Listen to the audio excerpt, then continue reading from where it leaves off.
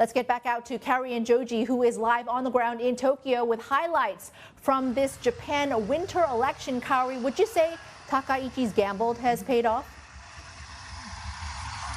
Oh, more than handsomely, Emily. And this is a gamble that she took 100 days into office, and it paid off because her party has won a supermajority. This has never happened in the history of the LDP. She basically doesn't even need her coalition Ishin party, because this means that from here on, she needs to do anything that needs Diet approval, parliamentary approval, even if it's rejected by the other house. It will come back to the lower house chamber, which is more powerful, and she can get it done.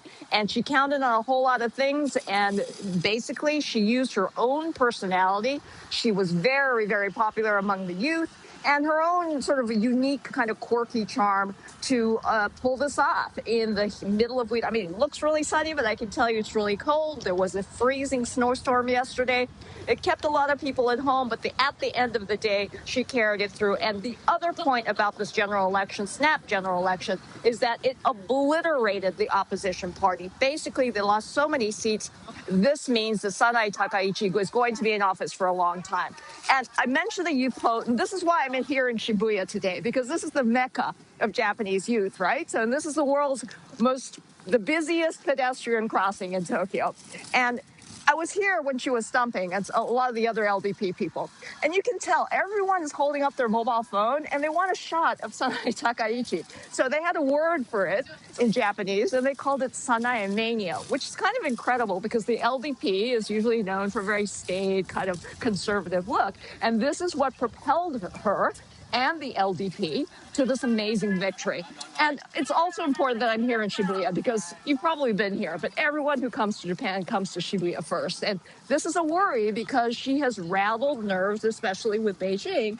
And I can tell you, I was talking to a hotel developer 2 weeks ago, and he said, look, the traffic from China has dropped off dramatically, especially in the western parts of the country. And I think unless there is a thaw in that, yes, there might be a blip around Lunar New Year, but this is undermining some of the business confidence here, especially in this area like Shibuya, which is very popular among tourists.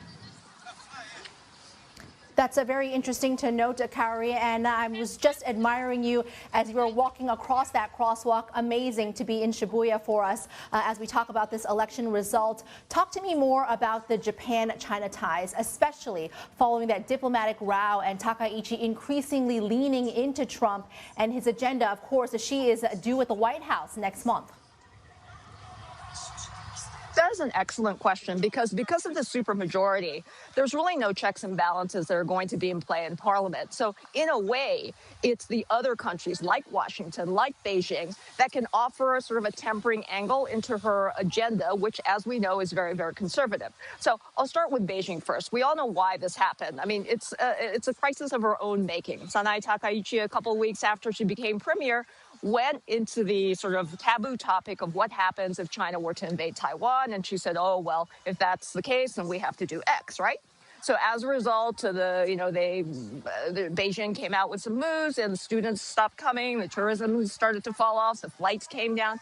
And there hasn't really been a thaw in that. And the interesting angle about this now is that President Trump has said, look, I endorse Takaichi, which, by the way, is highly unusual for a president of another country to meddle in the international affairs of another country. But this is the world we live in. And she's leaning into that. And I think there are a lot of reasons for that. One, they're practical because of the trade war that we saw last year that was very, very problematic for Japan.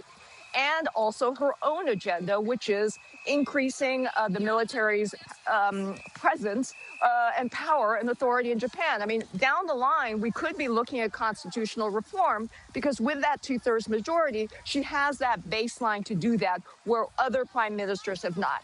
And this gels with the U.S. administration's current agenda. They've been saying, look, we want other countries to pay more for defense.